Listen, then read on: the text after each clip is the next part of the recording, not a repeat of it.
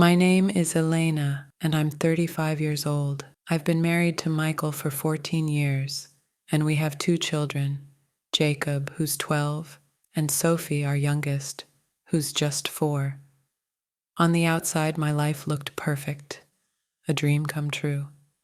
Michael had a thriving career as an insurance executive, and I was a part-time graphic designer who worked from home to take care of the kids. We lived in a picture-perfect suburban house with a white picket fence, the kind of home you see in magazines. Our neighbors often told me how lucky I was to have a loving husband, well-behaved kids, and a beautiful home. I believed it too. But as I've come to learn, perfection is often just an illusion. It started subtly, like a whisper in the wind. Michael began working late more often than usual. At first, I didn't question it. He would say, "It's just a busy time at work," or "This new client is demanding." I trusted him. After all, trust was the foundation of our relationship, or so I thought. But little things began to change. Michael became distant. He stopped asking me how my day was or sharing stories about his work. Our conversations became short and transactional. "Did you pay the electricity bill?" Or "Don't forget Jacob's soccer game." I told myself it was normal.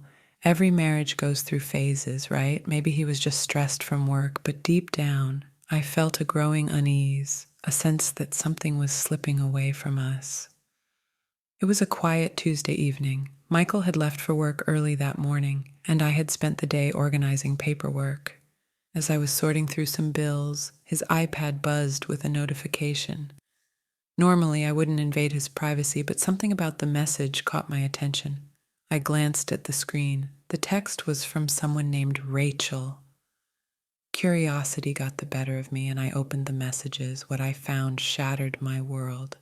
There were dozens of texts between Michael and Rachel, flirty, romantic, and filled with plans for secret meetings. My hands trembled as I read them. This wasn't just a passing fling, it was a full-blown affair. Rachel wasn't just anyone. She worked with Michael in the marketing department, and judging by the texts, their relationship had been going on for months, possibly longer. When Michael came home that night, I couldn't keep it inside. "Who is Rachel?" I asked, my voice trembling. His face froze. For a moment, I thought he might deny it, but then his expression shifted to anger. "Why are you going through my things?" he snapped. "I didn't go through anything," I replied. "Your iPad was here and a message popped up. Just tell me the truth."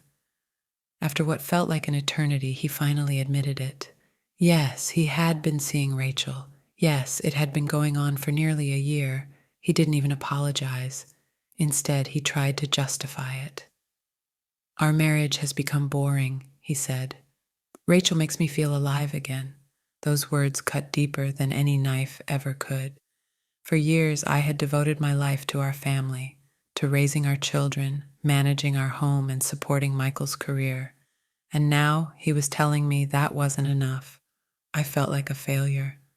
The next few weeks were a blur. I barely slept or ate.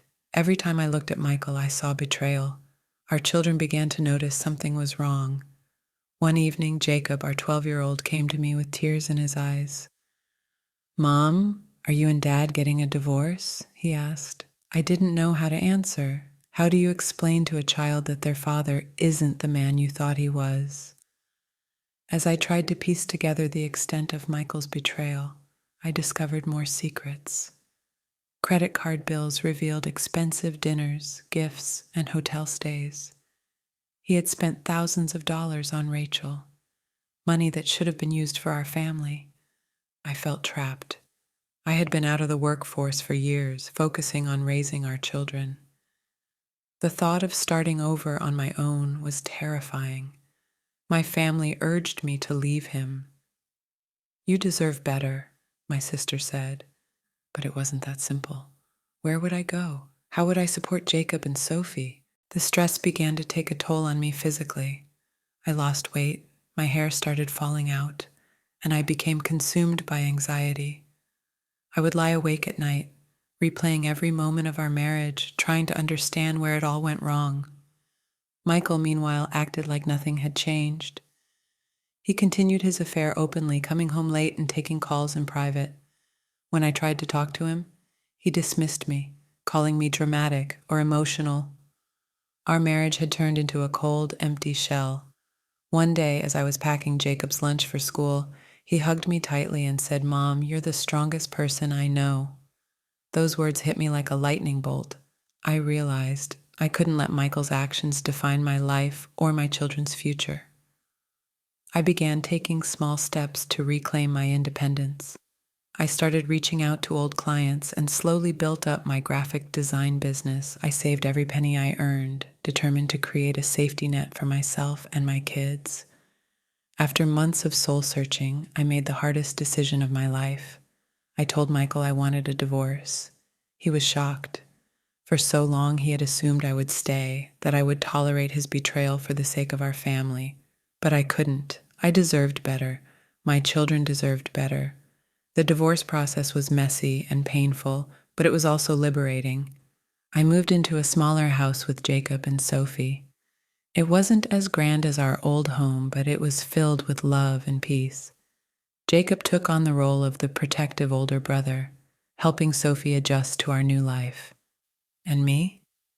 I slowly started to heal. I learned to focus on the things that truly mattered: my children, my career, and my own happiness. If you've ever experienced betrayal, know that it doesn't define you. It's okay to feel lost and broken, but remember, you have the strength to rebuild. Your worth is not determined by someone else's choices. You are capable of creating a life filled with love, joy, and hope, even after heartbreak. Thank you for listening to my story. If this resonated with you, please like, share, and subscribe.